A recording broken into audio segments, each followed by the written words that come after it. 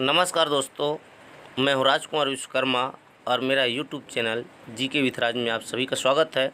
आज का हमारा टॉपिक है व्यंजन संधि। तो चलो व्यंजन संधि को ट्रिक के माध्यम से समझने के लिए हमारे चैनल के साथ बने रहिए और वीडियो को पूरे अंत तक देखिए। तो हमारा पहला ट्रिक है स्पर्श व्यंजन का प्रथम वर्ण जो अर्धवर्ण हो के साथ कोई भी वर्ण का योग होता है तो वह जो है अपने ही वर्ग का तृतीय वर्ण हो जाता है। सिर्फ म और न नहीं आना चाहिए। तो चलो सबसे पहले स्पर्श व्यंजन और उनके सभी वर्गों को समझ लेते हैं। तो दोस्तों, हिंदी वर्णमाला में कुल 25 स्पर्श व्यंजन होते हैं जिनको 5 वर्गों में बांटा गया है। प्रत्येक वर्ग के पहले वर्ण के नाम पर उनका नाम रखा गया है। जैसे क के नाम पर क वर्ग, च के नाम पर च वर्ग, उसी प्रकार से ट के नाम पर ट वर्ग, त वर्ग और प वर्ग।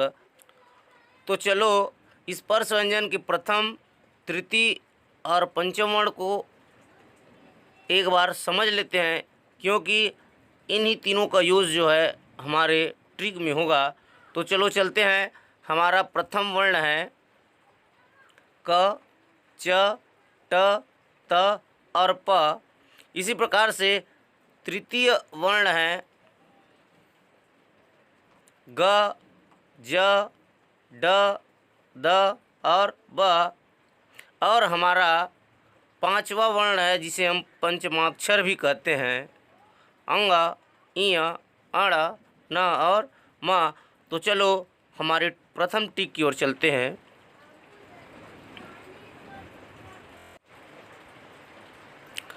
तो हमारा प्रथम ट्रिक था स्पर्श व्यंजन का प्रथम वर्ण अर्थात क, च, ट, त और प का योग कोई भी वर्ण के साथ हो तो वह जो है अपने ही वर्ग का तृतीय वर्ण हो जाता है। जैसे क जो है ग हो जाएगा, च जो है ज हो जाएगा, ट ड में बदल जाएगा, त द में और प ब में। तो हमारा पहला उदाहरण है वागीश। और यदि वागीश का संधि विच्छेद देखें तो वाक धन इस से बना है। तो यहाँ देखेंगे कि वाक का आधा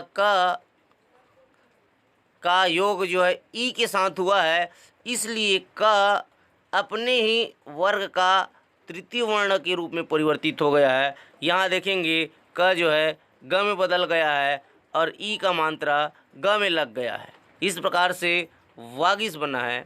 तो इसी प्रकार से चलो हमारा दूसरा उदाहरण देखते हैं। हमारा दूसरा उदाहरण है अजंत।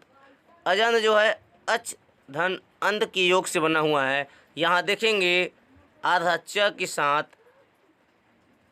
अ का योग हुआ है। यहाँ च जो है अपने ही वर्ग के तृतीय वर्ण ज, च, छ, ज अर्थात ज में परिवर्तित हो गया है, इसलिए अच धन अंत बराबर अजंत हो गया है। ऐसा ही हमारा तीसरा उदाहरण है षडानन। षट धन आनन। यहाँ षट का देखेंगे आधा ट का योग अ के साथ हुआ है, इसलिए ट अपने ही वर्ग का तृतीय वर्ण हो गया है। ट, ठ, ड अर्थात तृतीय वर्ण के रूप में परिवर्तित हो गया है। और यहाँ आ का मात्रा है, इसलिए ड में आ का मात्रा लग गया है, षडानन हो गया है। तो चलो चलते हैं चौथे उदाहरण की ओर। हमारा चौथा उदाहरण है उत्गमन। उत धन गमन के योग से बना हुआ है। यहाँ देखेंगे आधा त का योग ग के साथ हुआ है, इसलिए त जो है अपने ही वर्ग का तृतीय वर्ण द के रूप में परिवर्तित हो गया है। अब आप यहाँ सोचोगे कि उद्गम में आधा द क्यों है। तो यहाँ ध्यान देंगे, यदि प्रथम वर्ण का योग स्वर के साथ होता है तो वह वर्ण पूर्ण वर्ण के रूप में लिखा जाता है, और यदि व्यंजन के साथ होता है तो अर्धवर्ण के रूप में लिखा जाता है।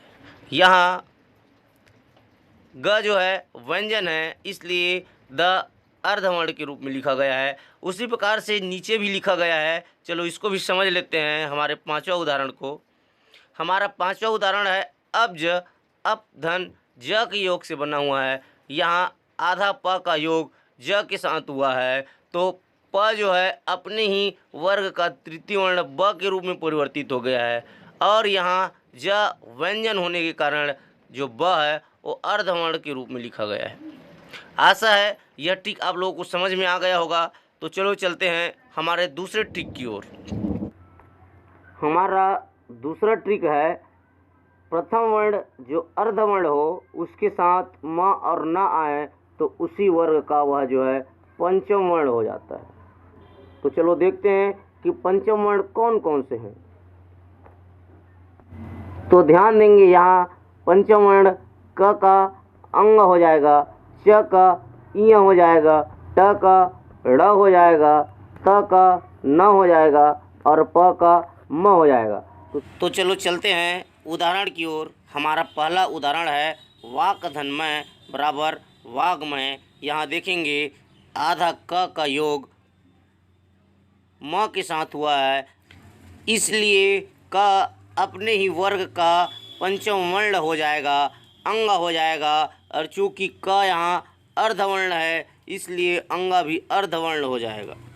हमारा दूसरा उदाहरण है जगत धन नाथ बराबर जगन्नाथ। तो यहाँ देखेंगे जगत का त जो कि अर्धवर्ण है उसका योग जो है न के साथ हुआ है, इसलिए त अपने ही वर्ग का पंचम वर्ण हो जाएगा और त वर्ग का पंचम वर्ण है न, और यहाँ त अर्ध है इसलिए न भी अर्ध हो जाएगा। इसी प्रकार से तीसरा उदाहरण है उत धन नयन बराबर उन्नयन हो जाएगा, त का न हो जाएगा। तो चलो हमारा ट्रिक नंबर पहला और ट्रिक नंबर दूसरा में क्या अंतर है उसको समझ लेते हैं।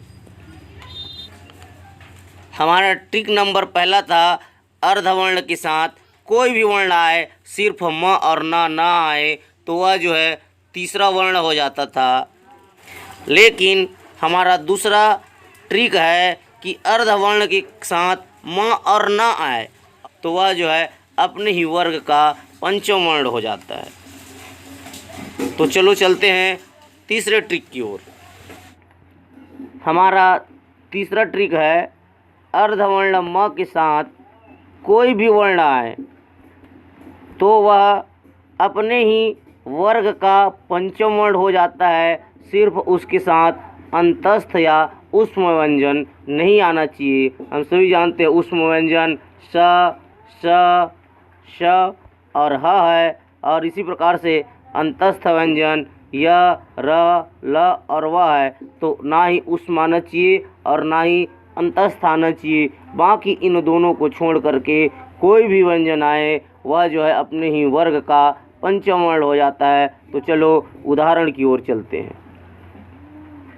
हमारा पहला उदाहरण है अलंकार, अलम धन कार बराबर अलंकार। यहाँ देखेंगे कि म के साथ अर्धवर्ण म के साथ क का योग हुआ है, अर्थात हमने कहा था कि कोई भी वर्ण आए सिर्फ ऊष्म और अंतस्थ नहीं आना चाहिए, तो वह जो है अपने ही वर्ग का पंचम वर्ग हो जाता है।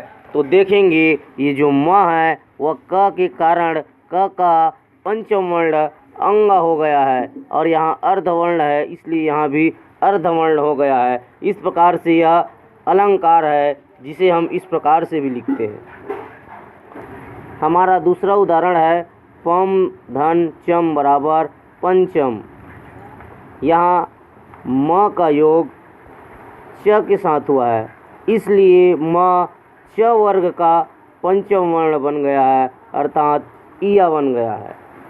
और हम पंचम को इस प्रकार से भी लिखते हैं क्योंकि यह मानक हिंदी है, और यदि हमसे एग्ज़ाम में शुद्ध या अशुद्ध के रूप में पंचम को पूछा जाए तो हमें टिक इसी को लगाना है। अलंकार को पूछा जाए तो टिक इसी को ही लगाना है। यदि धनंजय को पूछा जाए तो टिक इसी को ही लगाना है। तो चलो चलते हैं हमारे तीसरे उदाहरण की ओर। हमारा तीसरा उदाहरण है धनंजय, धनम धन जय। यहाँ म का योग जो है ज के साथ हुआ है, इसलिए म जो है ज वर्ग का पंचम वर्ण हो गया है। और हम जानते हैं कि ज कौन से वर्ग में आता है, च वर्ग में, और च वर्ग का पंचम वर्ण है यहाँ, इसलिए म जो है यहाँ के रूप में परिवर्तित हो गया है।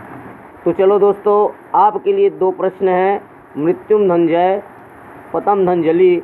यदि हमारा ट्रिक नंबर 3 आप लोगों को समझ में आया हो तो तुरंत कमेंट बॉक्स में मुझे कमेंट कीजिए, इन दोनों का उत्तर क्या आएगा। तो चलो चलते हैं अपने ट्रिक नंबर 4 की ओर। हमारा तीसरा ट्रिक था, आधा म के साथ कोई भी वर्ण आए, सिर्फ अंतस्थ व्यंजन और ऊष्म व्यंजन ना आए, तो वह जो है उसी वर्ग का पंचम वर्ण के रूप में परिवर्तित हो जाता था। तो चलो हमारा चौथा ट्रिक को देखते हैं। म के साथ अंतस्थ व्यंजन और ऊष्म व्यंजन आने पर वह जो है अनुस्वार के रूप में परिवर्तित हो जाता है, अर्थात अम के मात्रा के रूप में परिवर्तित हो जाता है। तो चलो देखते हैं। हमारा पहला उदाहरण है संयम। संयम का संधि विच्छेद सम धन यम से बना हुआ है। तो यहाँ देखेंगे कि आधा म का योग यह अर्थात अंतस्थ व्यंजन के साथ हुआ है, इसलिए जो है अम के रूप में परिवर्तित हो गया है। म जो है अम के रूप में परिवर्तित हो गया है, इसलिए संयम हो गया है। यदि इसको हम इस प्रकार से संयम या संयम लिखे तो यह जो है गलत माना जाएगा। तो ऐसा ही हमारा दूसरा उदाहरण है